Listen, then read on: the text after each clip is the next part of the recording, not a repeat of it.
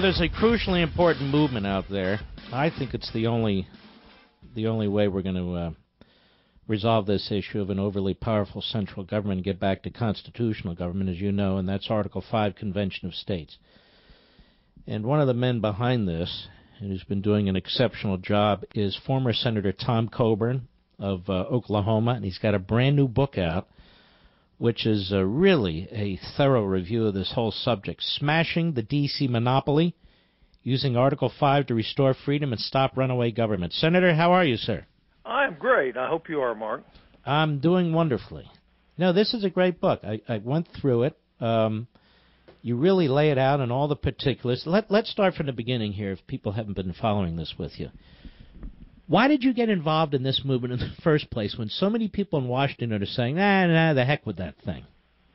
Well, Mark, I gave up 16 years of my life because I actually believe our country's worth fighting for.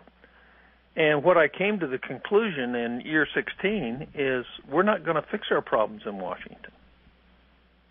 Is the careerists control it, the special interests control it, the moneyed interests control it, and so what we've seen is this massive concentration of power and this behemoth of a federal government and the real loss of liberty of both individuals, their families, and their states. And so, to me, this is the only solution that we have to get our country back on track. You know, people say, well, just got to have Republicans in control. Well, guess what? We got them in control. How do you get 60 constitutional conservatives in the Senate with the election laws that we have? How do you get 218 real conservatives that don't care whether they get reelected but care about what the future is of the country?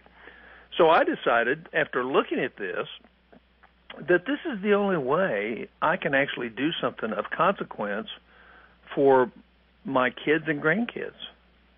And that's the only way anybody else can, because what we've left right now, just in regular dollars, is $1,600,000 for everybody that comes after us in the next 30 years.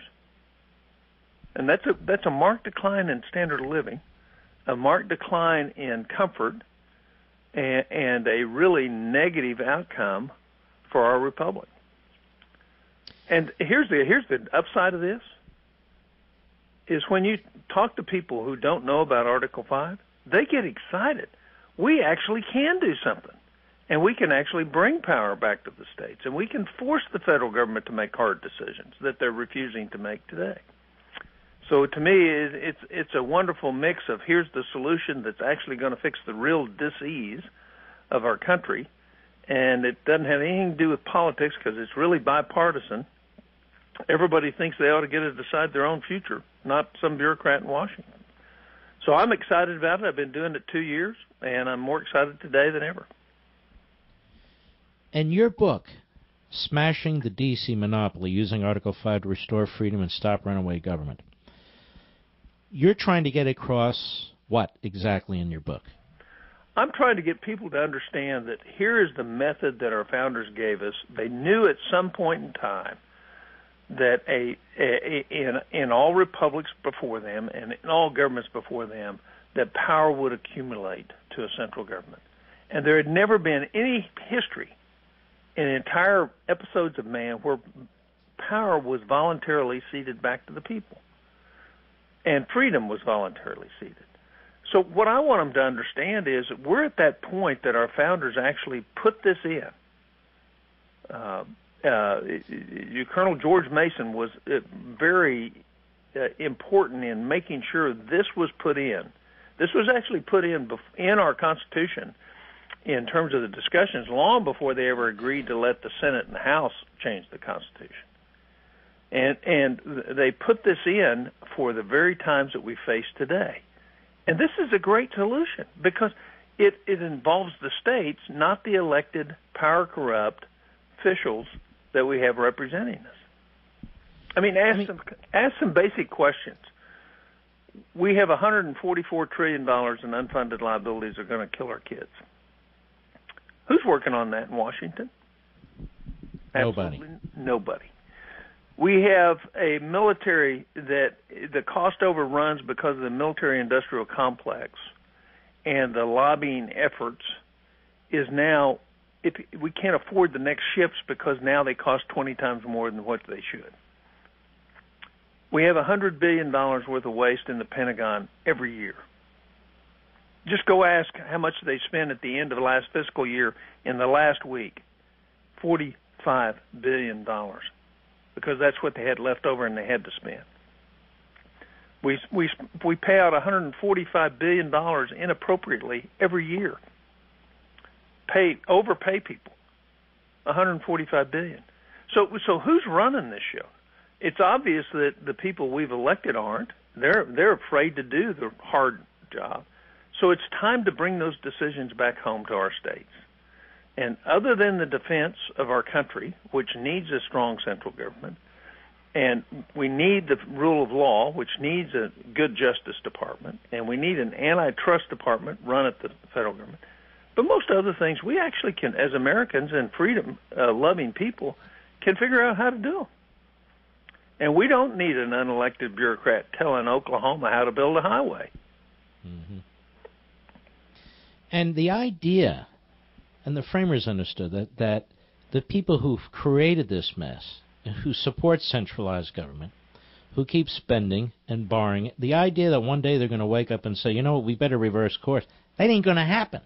And so what you're saying is, look, America, you can take control of your future. You can bypass them if you work through your state, particularly if it's a red or reddish state, correct?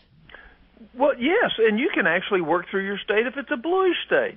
If Massachusetts wants to spend twice as much money on a highway, let them. But why in the world should Oklahoma accept what the Department of Transportation says, you'll do it this way or you won't get your tax dollars back in terms of gas taxes unless you do it, which is 50% more expensive than when we build the exact same highway our way. So why would we accept that kind of stuff? If other states want to do that, that was all about federalism. Yeah. But you know, I've had a lot of callers say, you know, I live in California. They're never going to go along with this. And I've always said, well, then help other states. Well, sure. Because we need 34 of them. That's what we need. Senator, don't hang on. I want to carry you through the bottom of the hour into the next segment, if I may, and get deeper into your book here. Talking to a great patriot, Tom Coburn. He's also a doctor, former senator from Oklahoma. Finally said, you know what, this isn't cutting it. Left the United States Senate. One of the leaders of the Article 5 Convention of States movement, has a wonderful book out, Smashing the D.C. Monopoly, and I'll be returning with him in a second. Former Senator Tom Coburn, who is pushing hard the Article 5 Convention of States. And you know, Senator, here's the thing. Your great book, Smashing the D.C. Monopoly. And as I read through your book, you really do get excited about the possibilities here. It reminds you of the framers. It reminds you of what they believed in, that you don't just have to take this. We don't have to just accept what some people think is inevitable. If the people rise up, and we already now have 12 states. We have 12 states with very little publicity. Am I right? Right, and we've now attracted the left and George Soros and 230 organizations, so we know we're doing something right because the statist, socialist, Marxists that want to be in control know that we're a threat. And so, you know, it's just simple things like how do you give a career politician a backbone? You know? Yeah. How do you do that? You pass a constitutional amendment that says you have to have a balanced budget except in times of war, and you can't do it by just raising taxes all the time.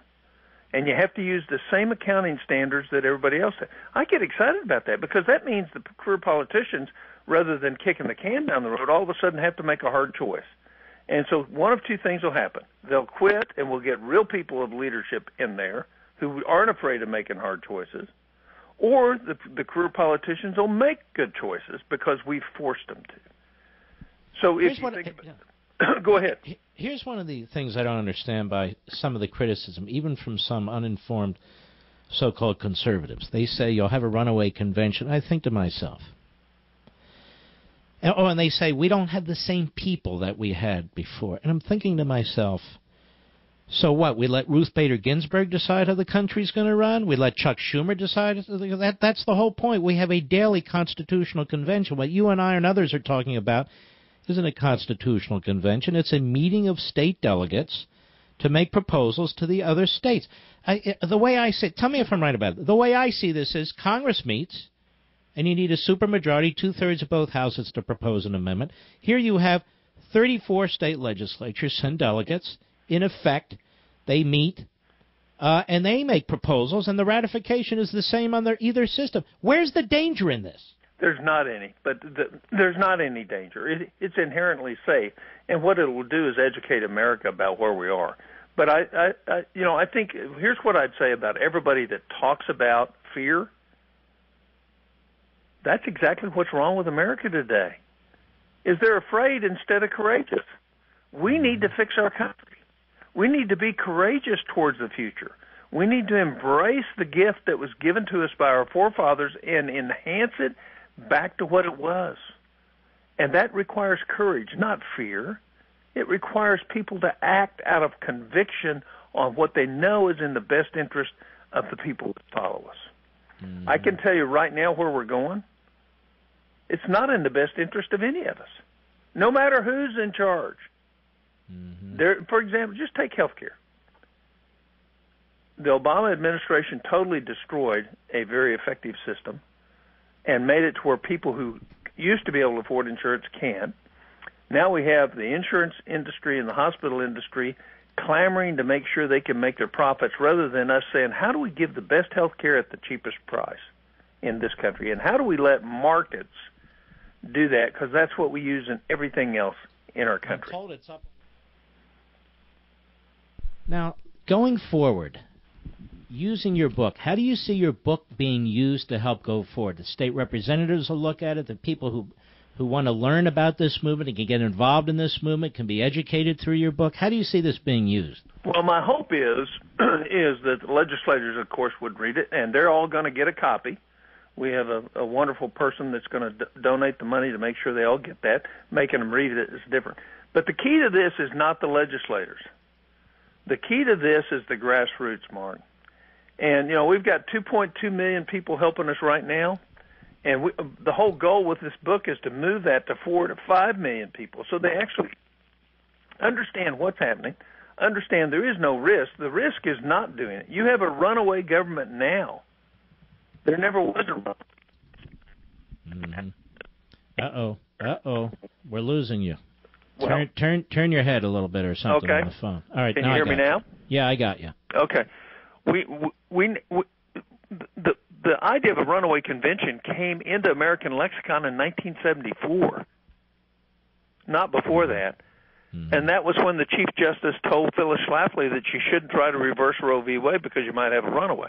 And, of course, there's no history of that whatsoever. The only two states that didn't participate in the Constitutional Convention were New York and Massachusetts. They participated. Two of the people from Massachusetts voted against the will of the people of Massachusetts, but they were rewarded when they came home because of the job they did. Alexander Hamilton didn't vote as a representative from New York for the Constitutional Convention because he was limited by his own state rules. Mm-hmm. So what we hear when we hear fear, what we hear is the lack of the things that built this country.